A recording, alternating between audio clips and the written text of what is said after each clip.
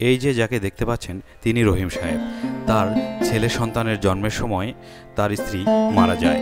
তখন থেকেই তিনি আর বিয়ে করেননি, তার ছেলের সুখের কথা চিন্তা করে। সেটা হচ্ছে তার ছেলের বউ। বৌমাকে বলছেন, বাবা আমার ছেলে কোথায়? ছেলের বউ বলল, সে যে কোথায় আছে বাবা আমি জানি না। তখন রহিম সাহেব বলল, আচ্ছা ঘরে তো বাজার নেই, আমি তাহলে বাজার করে আসি, আর তুমি কাজ করো, আমি বাজারে যাই। তার ছেলের বউ বলল, আচ্ছা বাবা বাজারে যান, বাজারের কিছুই নেই, রাতে তো রান্না করতে হবে। কিছুক্ষণ পর সালাম নেশা করে বাসায় আসে। তারপর তার বউ তো রেগে আগুন। কি ব্যাপার, তুমি আবার এই নেশা করে এসেছো? সালাম বলল, হ্যাঁ একটু একটু করেছি, আর আমি নেশা করলে তোর কি? আমি আমার বাপের টাকায় খাই, তোর টাকায় খাই না, বুঝলি? তুই বেশি কথা বলবি না, আর বেশি কথা বললে কিন্তু তোর খবর আছে, একদম বলে দিলাম। পারো তো শুধু ওই মারতে আর ওই গিলতে।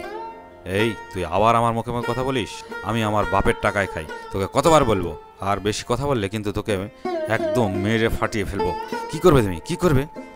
কি করবো? দাঁড়া দেখাচ্ছি। হ্যাঁ কি তুই আবার আমার মুখে মুখে কথা বলছিস?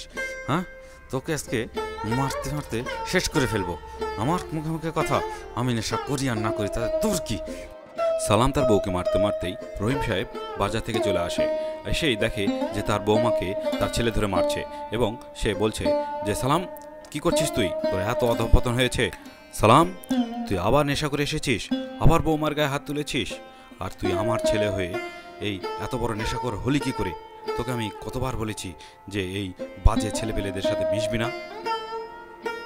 সালাম বলে, বাবা তুমি আমার সামনে থেকে সরে যাও, ও আমার মুখে মুখে কথা বলে, ওকে আজকে আমি দেখাবো, আর তুমি সামনে থেকে সরে যাও, না হলে কিন্তু তোমার গায়ে হাত উড়ে যাবে।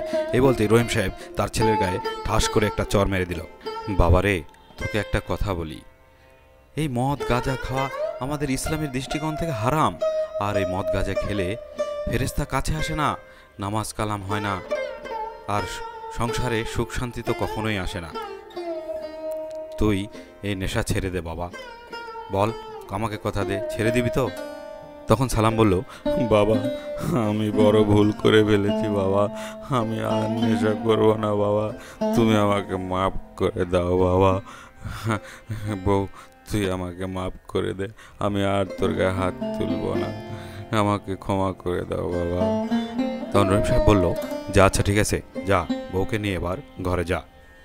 কিছুদিন পরে অদ্ভুতভাবেই সালাম অনেক পরিবর্তন হয়ে যায়, এবং সে নামাজ কালাম ধরে ফেলে, এবং তার বাবাকে এসে বলে, বাবা নামাজ পড়তে যাবে না? আজান দিয়ে দিয়েছে, চলো যাই। তখন তার বাবা বলে, তুই নামাজ পড়তে যাবি? হ্যাঁ বাবা চলো, আমি নামাজ পড়তে যাব। বাবারে, আমার তো বয়স হয়ে গেছে, তুই নেশা করে যে পথে গেছিলি, আমার এই সয় সম্পত্তি তো আর থাকতো না, আমার এই সয় সম্পত্তির মালিক তো একমাত্র তুই, আমার তো আর ছেলে মেয়ে নেই।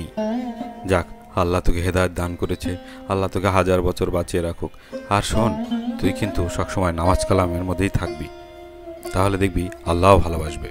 রহিম সাহেব বলল, বাবারে তুই যে এই নামাজ কালামের কথা বলছিস, নামাজ পড়ছিস, আমার অনেক ভালো লাগছে রে বাবা। সালাম বলল, হ্যাঁ বাবা, আমি আর কখনো নেশা করব না, এই বাজে ছেলেবেলেদের সাথে আর মিশবো না, আমি এখন 5 ওয়াক্ত নামাজ পড়ব।